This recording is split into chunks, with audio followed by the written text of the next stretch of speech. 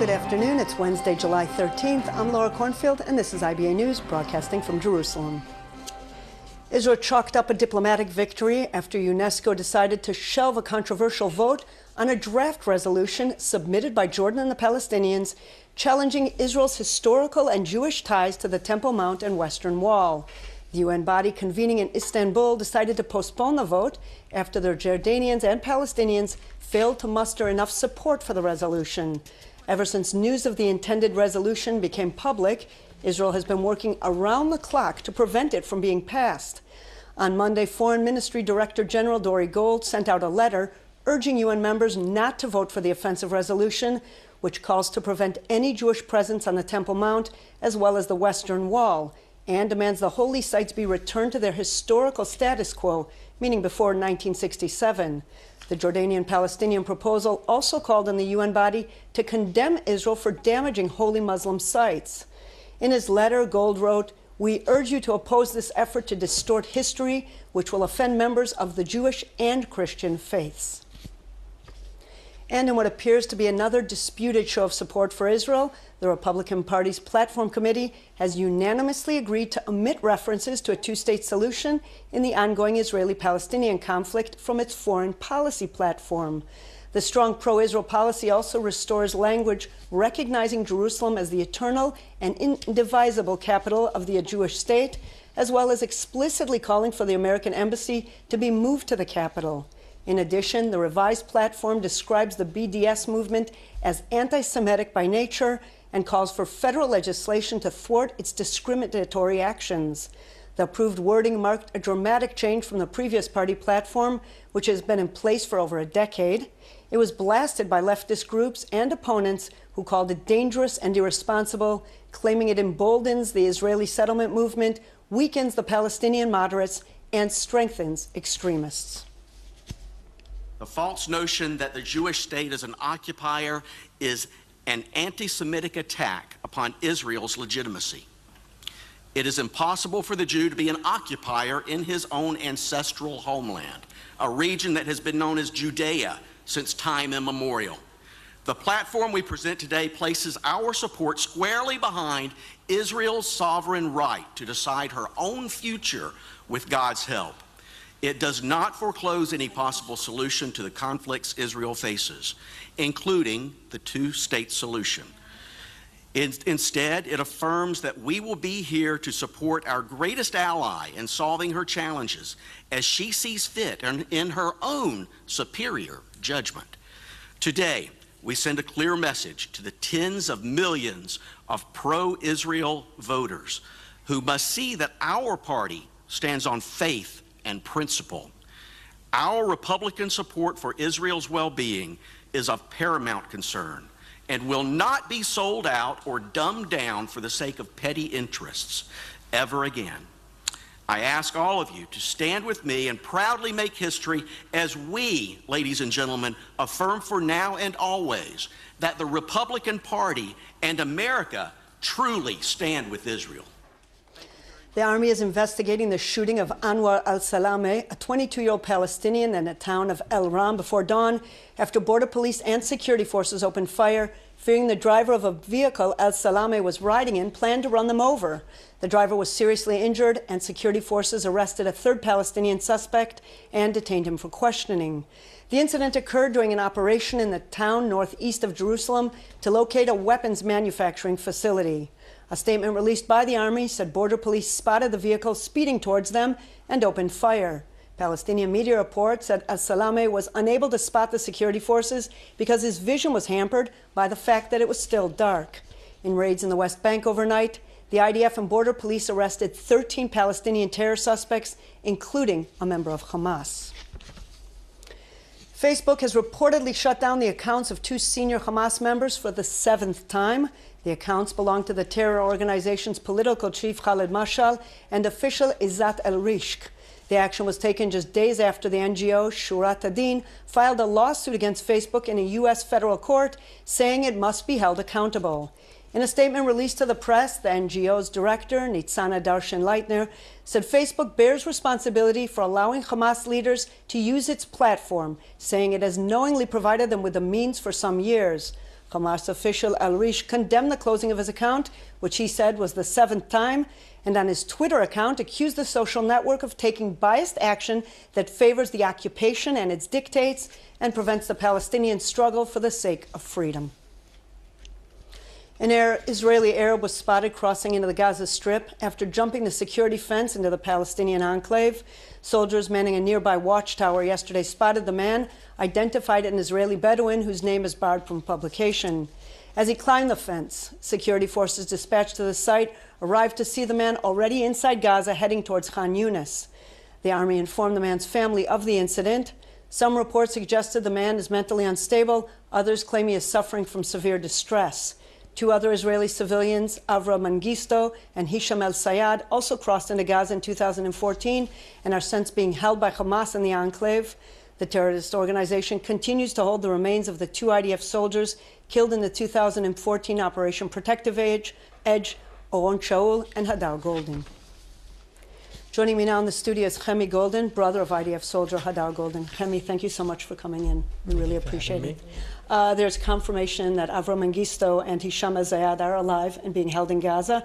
But as to the fate of your brother Hadar and Shaul, there's still no definite answer. It remains unclear. Do you have any new information concerning their fate? What we know, it's been 2 years since Operation Protective Edge. Both my brothers, Tzur and Hadar, fought in that operation. What we know for sure is that Hadar was killed during an international ceasefire that Hamas, being the terrorist organization they are, broke. They killed Hadar with 2 of his friends, and he kidnapped his body into Gaza. That we know for sure. Also, for the past 2 years, Hamas is keeping captive both Hadar and Oron Shaul. And after Protective Edge operation ended, as for today, he keeps also captives of citizens. And what it is important to say that for the past 2 years, the government of Israel is not only failing to bring those children back home, but also it was almost 2 weeks ago that we have heard with the family of Oron Shaul that the agreement that was signed with Turkey and enables rehabilitation of what we call rehabilitation of Hamas does not include the return of Hadar and Oron and naturally the citizens. What else now needs to be done to apply pressure to Hamas if we've already signed that agreement and that's a dead end? What I think and what I believe is that it is the government of Israel and the Prime Minister of Israel that gave us as a family his commitment to bring Hadar back home and naturally Oron and the citizens. It is his commitment and it is his responsibility to do everything possible to bring them back home. But I have to say that it is very on a contradiction signing agreements and without putting as a precondition the return of those who are being kept captive by Hamas is certainly not the way to bring them home, and it also endangers future citizens or soldiers that might be kidnapped and held captive by a terrorist organization. Are you disappointed by the Prime Minister, Chemi? I think that in the past 3 years, especially my family, we gave our full support to the idea that Israel is strong enough. And I have to mention that we are celebrating 40 years of Operation Entebbe, where the Israeli army went to the other side of the world to bring people that were held captive, citizens of Israel. We believe in Israel.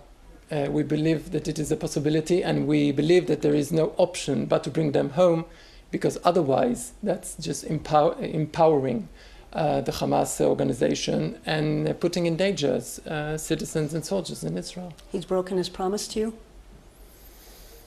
I think that with the Prime Minister, he gave his commitment to bring Hadar home. It is his responsibility. He is the Prime Minister, and I think that he's obligated to show that those children will be back home. Chemi, the family of Oron Shaul stepped up their campaign this weekend. They blocked relatives of Hamas security prisoners, trying to block them from getting more privileges in prisons. They've held all over the country. They've held all sorts of demonstrations. We haven't seen your family take part in similar actions. Is there a reason? The two families are deeply connected for the past 2 years. And, when it comes to the news, you see the news, but for the past 2 years, the families are deeply connected. Naturally, they share the same goal. And I think that both families work really, really hard with the help of the Israel people. And we see that every day in the past 2 years, to really bring those children, those soldiers, those people that went out there to protect the citizens of Israel, to bring them back home to Bura or, with Mengistu, to bring them back home to their families. Yesterday I sat with Zava, and they have their tent put up in next to the Prime Minister's house. And there's a constant flow of people there. There's a constant flow of people there. There's us there. So I think that what we as families can do, and what we as families that have been through the worst can do, is to do everything in our power to bring our dear ones home and help to create a situation where Hamas does not try to do it again. Chemi, what do you say to those who claim that in the wake of the Gilad Shalit prisoner exchange, Israel was forced to pay too heavy a price, and that we need to put an end to this sort of dealing with Hamas? The price, people discuss the price, but if we are talking about last week, there was an opportunity to pressure Hamas with the help they're now getting as an award from Turkey. And that was a responsibility of the government. So it's very difficult to talk about prices while, in fact, the government is giving awards and prizes to Hamas without seeing the return of my brother, of our soldiers, of the citizens. Finally, just real briefly on a more personal note, how have these past 2 years been for you and your family, and how have you been coping? Well, naturally, the past 2 years were very sad for the family. But I have to say one thing, that we have seen the face of the Israeli society. Not only Jews, we've seen the face of all the Israeli society, the values it holds, all the means and and everything they want to do to bring this place, Israel, to be a safe place, to be a place of values, and to bring those who are being kept captive in Gaza back home. Chemi Golden, thank you so much for being our guest. Thank you for having me. Controversy surrounding the appointment of Colonel Eyal Karim as the Army's next chief chaplain continues to make headlines over remarks he made in the past seemingly condoning rape during wartime. Today, Chief of Staff Gadi Eisenkot summoned Karim for further clarifications. Karim is expected to take up the post on Monday, pending the approval of Defense Minister Avigdor Lieberman.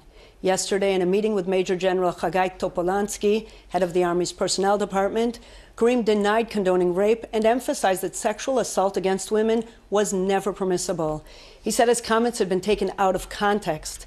In 2002, Karim was asked to respond on the religious website Kippah to a question in the context of certain biblical passages whether IDF soldiers were permitted to commit rape during wartime. His response that while such actions are normally prohibited, they are permitted during wartime, as well as the consumption of non-kosher food by soldiers. In addition, he allegedly spoke out in the past against female soldiers serving in the Army and also against the homosexual population. Knesset members across the board are demanding the Chief of Staff reconsider his decision and appoint someone else. Returning now to the Temple Mount, IBA's Elon Aslan-Levy spoke to Rabbi Chaim Richman of the Temple Institute about challenges to the preservation of heritage at the ancient site. Rabbi Richman, let me play devil's advocate for a moment just to put UNESCO's doubts at rest finally. What evidence do we have that there was ever a Jewish temple on the Temple Mount? So one of the ironies here is that UNESCO, the United Nations Educational, Scientific and Cultural Organization, one of their major mandates is the preservation of historical sites all over the world, and yet for the past 20 years the Muslim Waqf has been engaging in wanton destruction of hundreds of thousands of tons of remnants of the second and even the first temple. UNESCO hasn't said a word about that. There is a great deal of archaeological evidence, if that's what interests us, in the location of the temple as being on the Temple Mount. Many of the artifacts that have been found in the Temple Mount sifting project that date back to even the first temple, extraordinary finds that the Antiquities Authority is quite excited about, point to the contiguous Jewish presence on the Temple Mount. Jerusalem's Old City has been on UNESCO's list of World Heritage Sites in Danger since 1982. You represent the Temple Institute, which states that its ultimate goal, and I'm quoting here directly from your website, is to see Israel rebuild the Holy Temple on Mount Moriah. That's the Temple Mount. Correct. Presumably that means demolishing the Dome on the Rock? No, I wouldn't say that at all. And we have to understand here, when we talk about the dangers facing the Temple Mount, we put in Judaism on trial because every normative Jew who has a Passover Seder and concludes it with the words L'Shana Haba B'Yerushalayim, next year in Jerusalem, isn't talking about the Malcha Mall. Right, but I'm trying to understand, if you see the temple being rebuilt... Yes, this is the absolute banner of every prophet of Israel to tell us that the temple would be rebuilt. But the question is, how is that going to happen, when, and under what circumstances? The temple, according to the prophets of Israel, is the hallmark of peace. And so no one in my circles espouses or believes that this is going to come about through any sort of confrontation. It is, however, a major component, in fact, a central theme of Jewish faith, that the temple will be rebuilt and will usher in an era unparalleled in human history of harmony. So for the record, as far as the Temple Institute is concerned, Dome on the Rock, Al-Aqsa Mosque, absolutely off limits to Israel to interfere with those sites. There is no interference. In fact, the only issue at hand really is the fact that Jews and Christians are prevented from expressing themselves, any religious sentiment, even closing their eyes or crying on the Temple Mount, which, by the way, has been struck down repeatedly for decades by the Supreme Court as being completely illegal. Very briefly, Rabbi Richman, why do you believe the Arab states are taking such dramatic efforts to deny the Jewish connection to the Temple Mount, and why is the world willing to entertain them, more importantly? Very simply, what we are seeing in recent years is a total spiritual revolution here in Israel, where a younger generation is rising up and declaring that this place is very important to us and returning to the Temple Mount. There were generations that were raised having been taught that we have no connection to this place. And the Arab world is afraid of this spiritual awakening? Absolutely. Okay, well, Rabbi Richman, thank you very much for your time. Thank you. Dog owners in Tel Aviv were invited to attend a special screening of the popular film The Secret Life of Pets and asked to bring their pooches with them. The four-legged friends arrived at the rooftop cinema of the Azrieli Shopping Center to take part in the first event of its kind sponsored by the Tel Aviv municipality. The canine-friendly city released a statement hailing the urban sanctuary municipal shelter for homeless pets and highlighted that volunteers are working around the clock to find good homes and veterinary treatment for stray animals. All this in addition to a city-sponsored program to spay and neuter its many homeless cats. It's an amazing, amazing event. We have 25,000 people in Tel Aviv that have dogs, and we decided to do an amazing event just for them. People who have dogs can come here and enjoy a fun evening with their dogs. Came here for this event. It's a very nice one. People come here with their pets and having fun together. We were invited to come here and see the movie together with the dog. And I think it's really cool because it's so unusual, you know. Israel is dispatching its largest ever delegation to the 2016 Olympics in Rio de Janeiro, with 48 qualifiers competing in 16 sports, including triathlon, mountain biking, and golf. Windsurfer Shachar Tsubari, who won a bronze in the Beijing Olympics in 2008, is seeking to get the gold this time around. Other members of Israel's team include wrestler Ilana Kratesh, Kenyan-born marathon runner Lona Chemtai, and American-born Donald Sanford, who specializes in the 400-meter dash. Rhythmic gymnast Netta Rivkin was selected to carry the Israeli flag in the opening ceremony of the Games on the 5th of August. This will be Rivkin's third time at the Olympic competition. In local money matters, shares were mixed on the Tel Aviv Stock Exchange, while the shekel was mixed in foreign currency trading. Here are the numbers.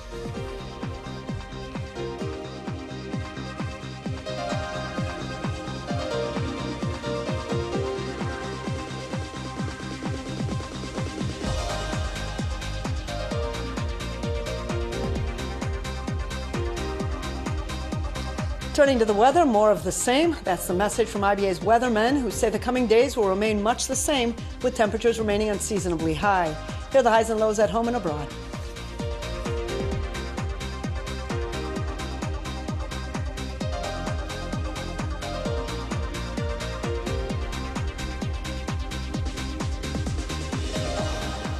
And that's all for this newscast. Please join us again tomorrow, same time, same channel. I'm Laura Cornfield, wishing you a good evening and shalom from Jerusalem.